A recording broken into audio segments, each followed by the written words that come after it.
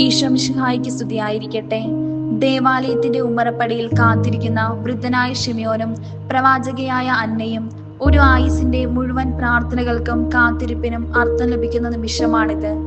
കയ്യിലിരിക്കുന്ന ഉണ്ണീശോയെ നോക്കി എന്റെ കണ്ണുകൾ നിന്റെ രക്ഷ കണ്ടു കഴിഞ്ഞു എന്ന് ശിമയോൻ പറയുമ്പോൾ അത് ലോകത്തിലെ മുഴുവൻ കാത്തിരിപ്പുകളുടെയും സാഫല്യമാണ്. നമ്മുടെ കുടുംബങ്ങളിലെ മാതാപിതാക്കളെയും മുതിർന്നവരെയും ഈ നിമിഷം ഓർക്കാം.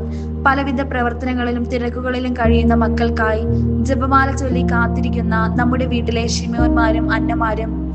തലമുറകൾ തമ്മിലുള്ള ഈ ഹൃദയബന്ധമാണ് ആത്മീയതയുടെ കരുത്ത്. സഹനത്തിന്റെ വാളുകൾക്കിടയിലും ദൈവത്തിന്റെ വെളിച്ചം നമ്മെ നയിക്കുമെന്ന് ഈ വചനം നമ്മെ ഓർമ്മിപ്പിക്കുന്നു. കാത്തിരിപ്പുകൾ വെറുതെയാകില്ല.